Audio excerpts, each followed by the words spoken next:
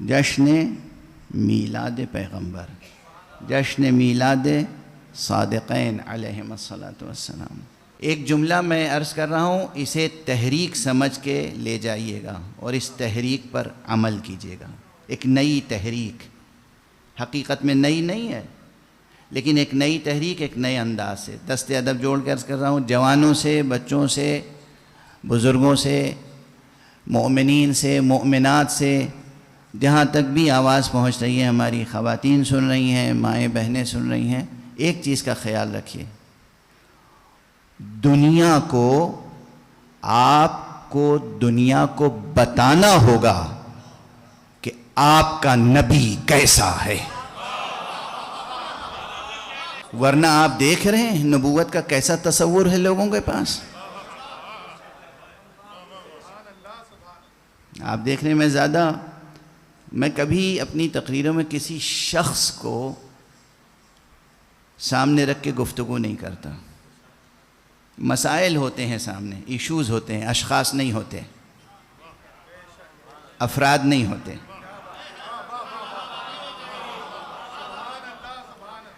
افراد، اشخاص میرے سامنے نہیں ہوتے، مسائل ہوتے ہیں، نکات ہوتے ہیں، موضوعات ہوتے ہیں۔ آپ کو دو چیزیں اہل دنیا کو سمجھانی ہیں، ایک یہ کہ آپ جس نبی کا کلمہ پڑھتے ہیں وہ نبی کیسا ہے، اور دوسرے یہ کہ واقعاً آپ کا نبی سے رشتہ کیسا ہے، مستحکم ہے، مضبوط ہے، بلند ہے، ناقابل فصل ہے، ناقابل انقطاع ہے آپ کا رشتہ۔ مجھے معلوم ہے، مگر مجھے معلوم ہے نا، جنہیں نہیں معلوم ہے انہیں بتانا پڑے گا۔ اور اس لیے جتنے منتظمین ہیں، اس پورے شہر کراچی سے خطاب کر کے عرض کر رہا ہوں، جس کو میں کہتا ہوں شہر عزا۔ کراچی شہر عزا ہے۔ آپ کو عشق ہے مصطفیٰ سے نا، جیسے پہلی محرم سے 8 ربیع الاول تک غم پیغمبر میں شرکت کے لیے، غم پیغمبر میں شرکت کے لیے آپ اپنے گھروں کو اور پورے شہر کو سیاہ پوشش میں لے آتے ہیں، اسی طرح 9 ربیع الاول سے لے کر ربیع الاول کے آخر تک پیغمبر کے میلاد کی خوشی میں پورے شہر میں چراغاں ہونا چاہیے۔ واہ واہ واہ واہ۔ ہر مومن کے گھر پر اور دروازے پر روشنی کے قمقموں سے لکھا ہوا والسلام علیک یا رسول اللہ۔ پوری دنیا کو معلوم ہو کہ آپ کی نگاہ میں، آپ کی زندگی میں سرکار رسالت مآب کے عشق کا کیا مقام ہے۔ محفلیں بھی ہونی چاہیے، ایک دو محفل نہیں کہ شہر میں ایک جگہ محفل ہو گئی، ہر گھر میں جیسے فرش عزا بچھتا ہے، ایسے ہی ہر گھر میں محفل میلاد منعقد ہونی چاہیے۔ یہ ضرور ہے کہ 2 یا 4 ایسی محفلیں ہوں گی جو پورے شہر میں مرکزی ہوں گی، بڑی ہوں گی، اجتماعی ہوں گی، جیسے مجلسیں ہوتی ہیں، بعض مجلسیں مرکزی اجتماعی ہوتی ہیں، لیکن وہ مجلسیں جو مرکزی اور اجتماعی ہوتی ہیں جس میں ہزاروں یا لاکھوں کا مجمع آتا ہے، اس کے باوجود ہم واجب کفائی سمجھ کے تھوڑی مناتے ہیں غم حسین۔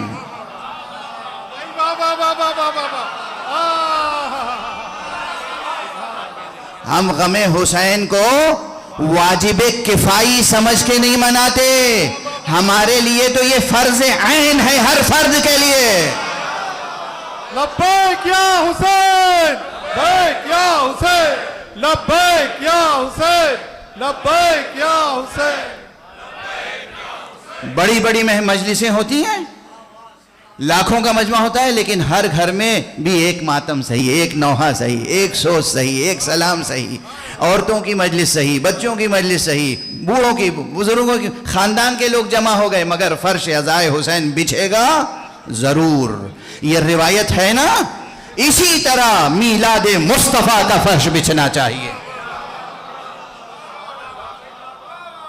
آج سے یہ تحریک شروع کر دیجئے، ہر گھر میں ذکر مصطفیٰ صلی اللہ علیہ وآلہ وسلم۔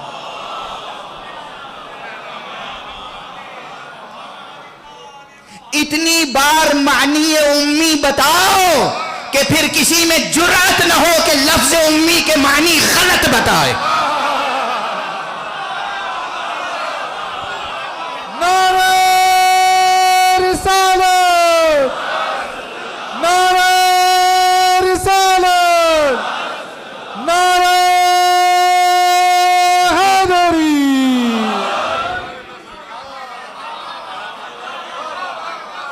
اتنی ایسی روشنی لفظ امی کی پھیلا دو کہ لفظ امی کے غلط معنی بتانے والے خود منہ چھپاتے پھریں. سبحان اللہ، سبحان امی جس معنی میں پیغمبر کا لقب ہے، امی کے معنی جاہل کے نہیں ہیں. امی کے معنی ہے کہ یہ وہ معلم ہے جس کا نصاب ام الکتاب ہے. سبحان اللہ، واہ واہ واہ، سبحان اللہ، سبحان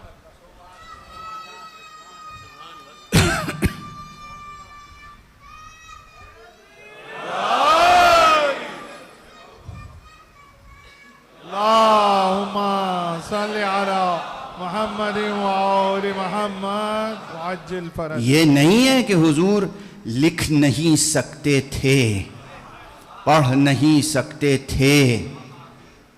لکھ نہ سکنا اور ہے، نہ لکھنا اور ہے.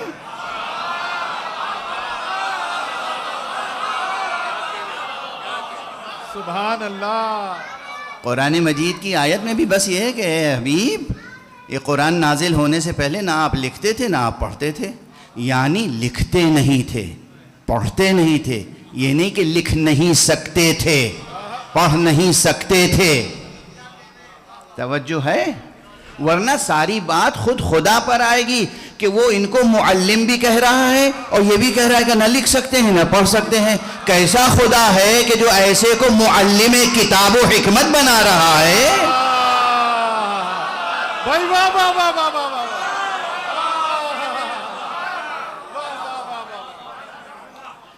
معلم کتاب هو الذي بعث في الأميين رسولا منهم يتلو عليهم آياته. اگر لکھنا نہ جانتے، پڑھنا نہ جانتے تو آیت یہیں ختم ہو جاتی کہ یتلو، یعنی آیت آتی ہے اور یہ سنا دیتے ہیں.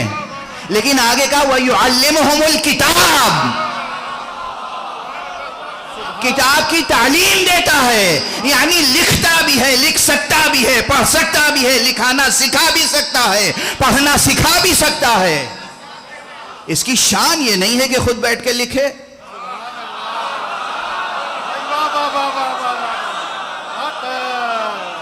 جو وہ پیغمبر جو دل میں سوچتا ہو اسے لوح محفوظ پر قلم الہی لکھتا ہو تو پھر اسے قلم اٹھانے کی ضرورت کیا ہے؟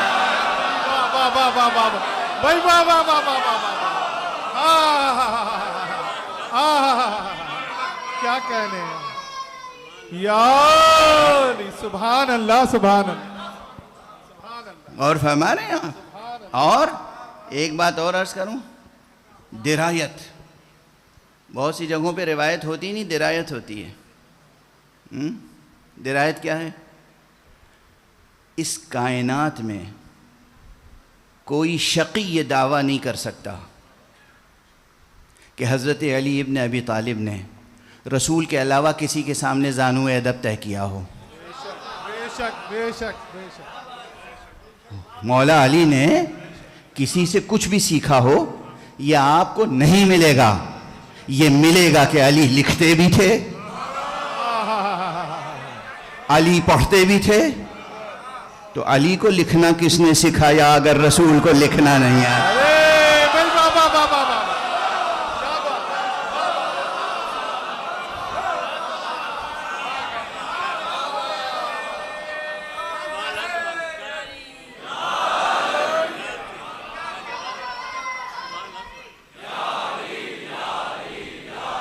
مدد حق اللہم صلی علی محمد. واضح ہے؟ سبحان اللہ، سبحان ہے؟ اللہ. واضح ہے؟ کوئی ایسا باپ تصور کیجئے کہ جو اپنے بیٹے کو کہیں جانے ہی نہ دیتا ہو، ہمیشہ اپنے ساتھ رکھتا ہو، کسی کا شاگرد نہ بنائے، خود ہی سکھائے پڑھائے، ہر چیز خود سکھائے۔ خود مولا علی نے نہج البلاغہ میں اعلان فرمایا ہے کہ میں اگر میری تعلیم و تربیت ہوئی ہے تو وہ مصطفیٰ کے آغوش میں، بس اس کے علاوہ ممکن نہیں تھا۔ معصوم ہی معصوم کو پروان چڑھاتا ہے، واہ واہ واہ واہ واہ، کوئی غیر معصوم کسی معصوم کو پروان نہیں چڑھا سکتا۔ علی وہ معصوم ہے جو اس کائنات کے سب سے بڑے معصوم مصطفیٰ کی آغوش میں پروان چڑھے ہیں۔ اور مولا امیر المومنین لکھتے بھی تھے، پڑھتے بھی تھے، تو حضور کے علاوہ کس نے سکھایا؟ یہ دیکھو، یہ سب باتیں جو ہیں سمجھنے سمجھانے سے تعلق رکھتی ہیں، درایت تک پہنچانے کے لیے، ورنہ ان کے رتبے تو اتنے بلند ہیں کہ یہ لکھنا اور پڑھنا اور سکھانا اور سیکھنا، یہ الفاظ ان کے لیے زیب نہیں دیتے۔ جو ظرف علم الہی ہوں، جو خزینہ دار علم مشیت ہوں،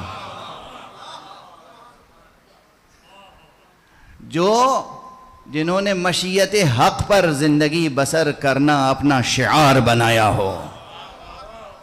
یاد ہے نا اس فقیر کا جملہ؟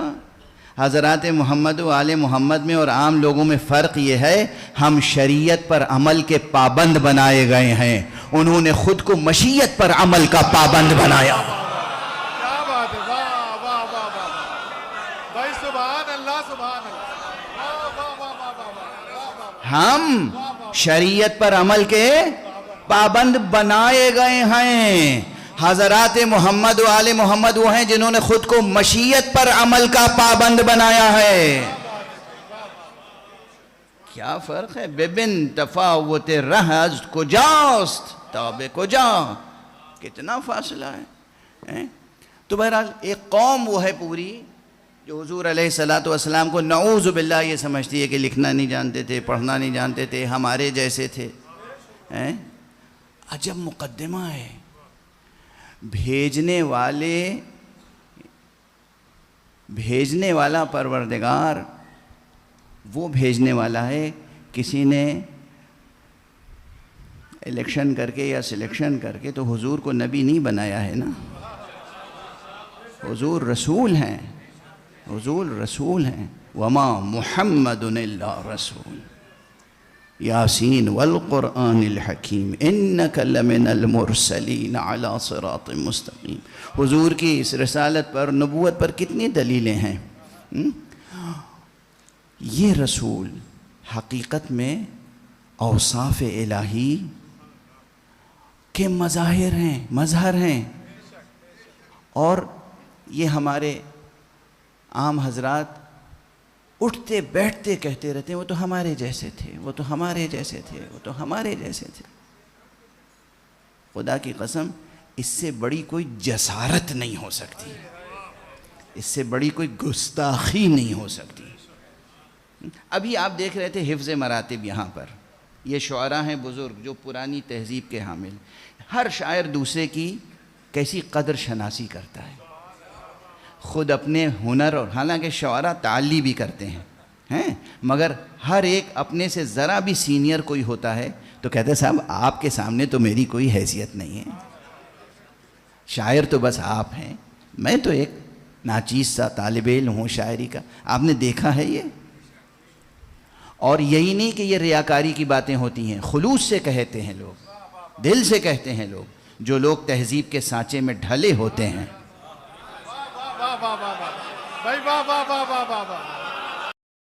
جو لوگ تہذیب کے سانچوں میں ڈھلے ہوتے ہیں، جو تہذیبی قدروں کے امانت دار ہوتے ہیں، جو ناموس سخن کے پاسدار ہوتے ہیں، ان کے ہاں یہ قدریں ہوتی ہیں۔ ایک شاعر اپنے سینئر شاعر کو کبھی یہ نہیں کہتا کہ یہ تو ہمارے جیسے ہیں۔ یہ کیسی امت ہے جو رسول خدا کو کہتی ہے؟ واہ واہ واہ واہ، کیا ادب بارگاہ نبوت ہے کیا ادب بارگاہ الہی ہے، کیا معرفت ہے، کیا محبت ہے، کیا عشق ہے، کیا تہذیب ہے، کیا شعور ہے، کیا ذوق ہے۔ مصطفیٰ مصطفیٰ ہیں، محمد محمد ہیں۔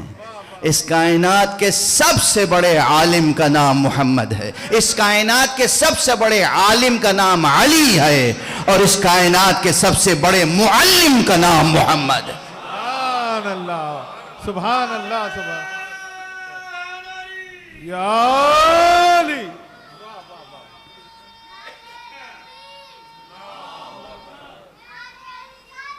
یا رسول اللہ یا علی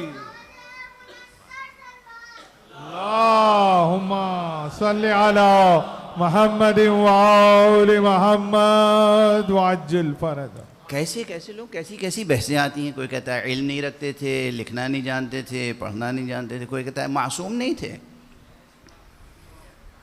اب یہاں تک بات آ گئی کہ نبی بھی معصوم نہیں تھے، وغیرہ وغیرہ اس طرح کی باتیں ہوتی ہیں کہ جس میں واقعاً توہین رسالت ہے، توہین الوہیت ہے۔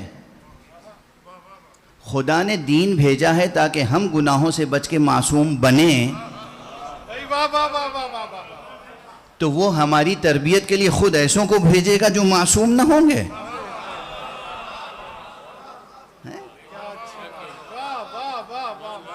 غور فرما رہے ہیں؟